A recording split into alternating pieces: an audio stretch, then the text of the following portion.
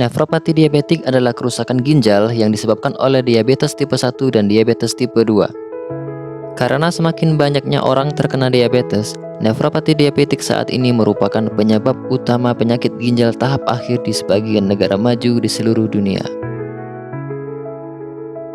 Ginjal memiliki jutaan nefron. Di dalam nefron terdapat glomerulus.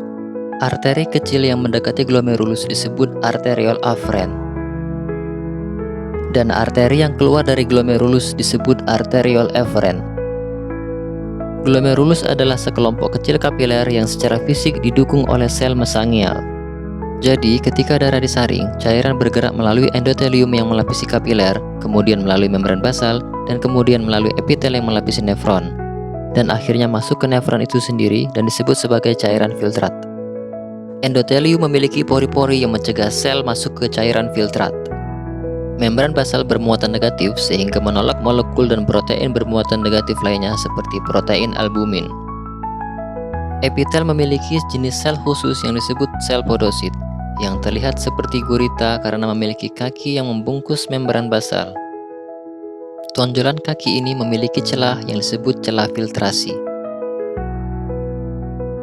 Pada diabetes mellitus, terdapat kelebihan glukosa dalam darah karena tidak bisa masuk ke dalam sel. Dan ketika darah disaring melalui ginjal, glukosa ikut tersaring keluar bersama urin, disebut glukosuria. Glukosa yang berlebihan dalam darah akan menempel pada protein dalam darah, disebut sebagai glikasi non-enzimatik karena tidak melibatkan enzim apapun.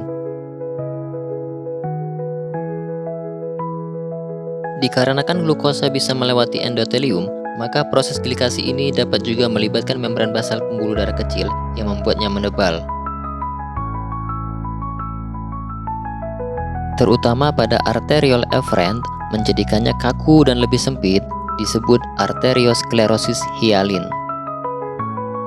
Hal ini menciptakan penghalang yang menyulitkan darah untuk meninggalkan glomerulus sehingga meningkatkan tekanan dalam glomerulus. Pada saat yang bersamaan, arteriole afferent melebar yang memungkinkan lebih banyak aliran darah ke glomerulus sehingga tekanan di glomerulus semakin tinggi. Tekanan tinggi di glomerulus menyebabkan peningkatan laju filtrasi glomerulus, yakni jumlah darah yang disaring per menit. Ini adalah tahap pertama dari nefropati diabetik yang disebut hiperfiltrasi.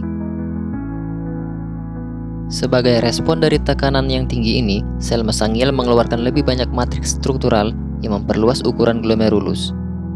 Deposisi matriks ini dalam ekspansi mesangial dapat terjadi secara seragam atau dapat menghasilkan nodul kecil dalam mesangial yang disebut nodul Kimmel-Stiel-Wilson yang merupakan bola kecil protein. Penebalan membran basal membuatnya lebih permeabel sehingga memungkinkan protein seperti albumin untuk ikut tersaring. Ketika glomerulus melebar, sel podosit secara alami membentuk celah yang lebih lebar pula di antara kaki-kakinya. Dengan kata lain, celah filtrasi juga melebar, sehingga membuatnya lebih mudah untuk dilewati oleh berbagai zat. Jadi dapat disimpulkan bahwa kelainan utama pada nefropati diabetik adalah membran basal glomerulus menebal, ekspansi mesangial, Kimmel-Stiel-Wilson nodul, dan gangguan sel podosit. Pada akhirnya, perubahan ini sangat merusak glomerulus sehingga tidak bisa menyaring darah secara normal, sehingga laju filtrasi glomerulus menurun.